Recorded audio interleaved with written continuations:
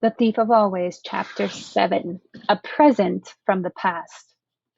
There was a Thanksgiving feast awaiting them when they got back into the house. You look as though you've been in the wars, Mrs. Griffin remarked when she set eyes on Harvey. Has Wendell been up to his tricks? Harvey admitted that he'd fallen for all of them, but there was one that impressed him in particular. What was that? Said Wendell with a smug grin. The falling ladder? That was a clever little touch, wasn't it? No, not the ladder, said Harvey. What then? The thing in the sky. Oh, that.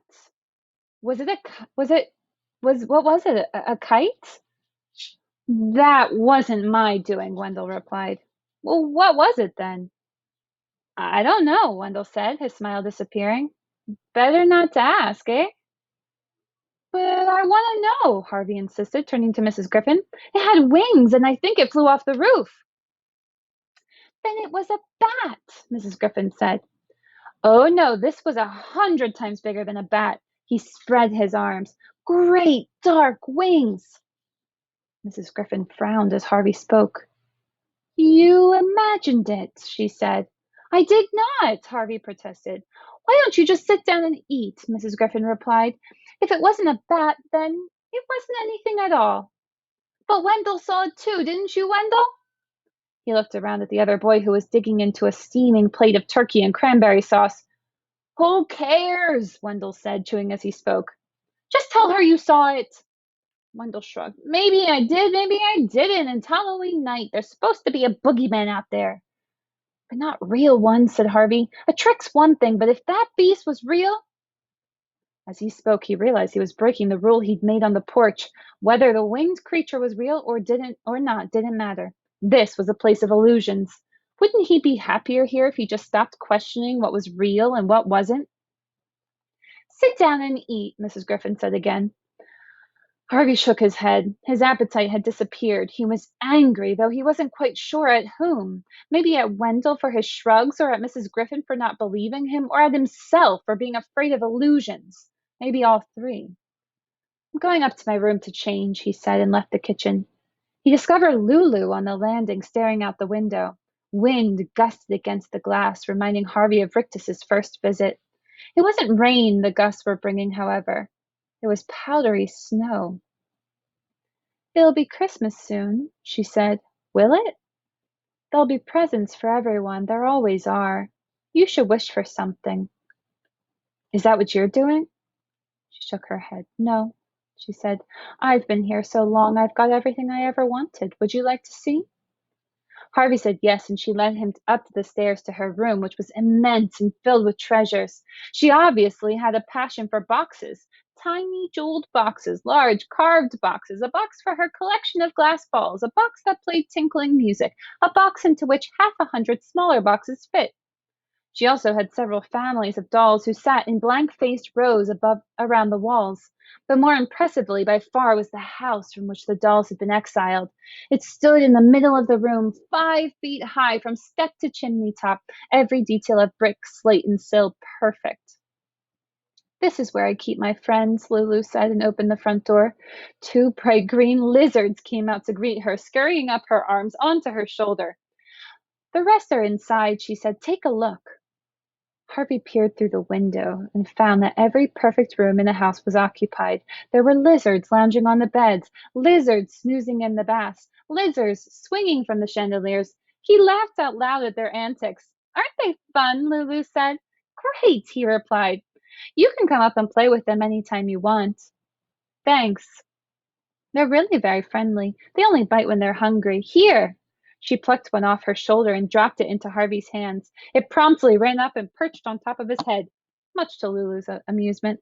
They enjoyed the company of both the lizards and each other for a long while until Harvey caught a glimpse of his reflection in one of the windows and remembered what a sight he was. I'd better go and wash, he told Lulu. I'll see you later. She smiled at him.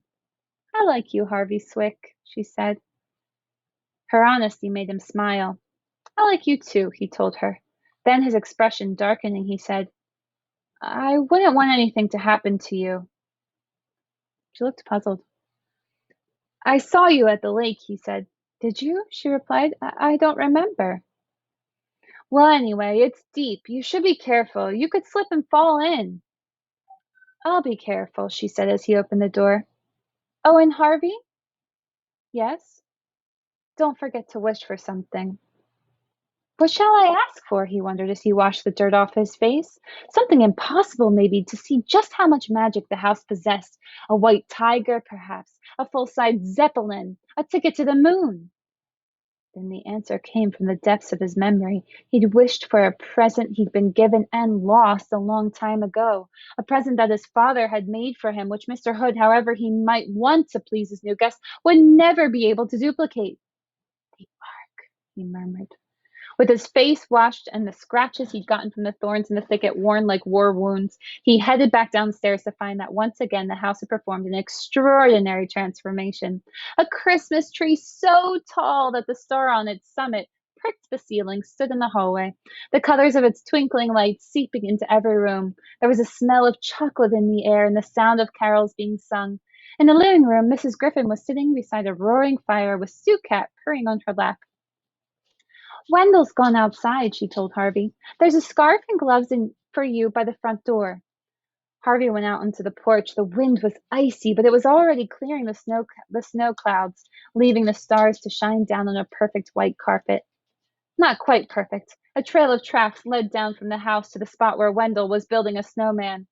Coming out, he hollered to Harvey, his voice as clear as the bells that were ringing through the crisp air. Harvey shook his head. He was so tired, even the snow looked comfortable. Maybe tomorrow, he said. It'll be back tomorrow, won't it? Of course, Wendell yelled. And the night after, and the night after. Harvey went back inside to look at the Christmas tree. Its branches were hung with strings of popcorn and cranberries, with colored lights and baubles and soldiers in gleaming silver uniforms.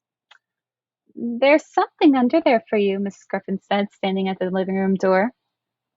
I hope it's what you want, sweet. Harvey knelt down and pulled a parcel with his name on it out from under the tree. His pulse quickened before he even opened it because he knew from its shape and from the way it rattled that his wish had been answered.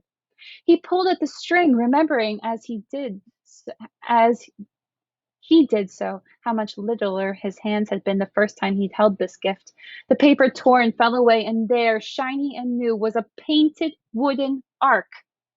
It was a perfect copy of the one his father had made, the same yellow hull, the same orange prow, the same wheelhouse with holes in its red roof for the giraffes to put their heads through, the same lead animals, all in pairs, snuck in the hold or peering through the portholes. 2 dogs, 2 elephants, 2 camels, 2 doves, all these and a dozen more. And finally, the same little Noah with his square white beard and his fat wife complete with apron. How did he know? Harvey murmured. He hadn't intended the question to be heard, much less answered, but Mrs. Griffin said, Mr. Hood knows every dream in your head. This is perfect, Harvey said in amazement. Look, my dad ran out of blue paint when he was finishing the elephants, so one of them has blue eyes and the other one has green eyes. It's the same. It's exactly the same. Does it please you then? Mrs. Griffin asked.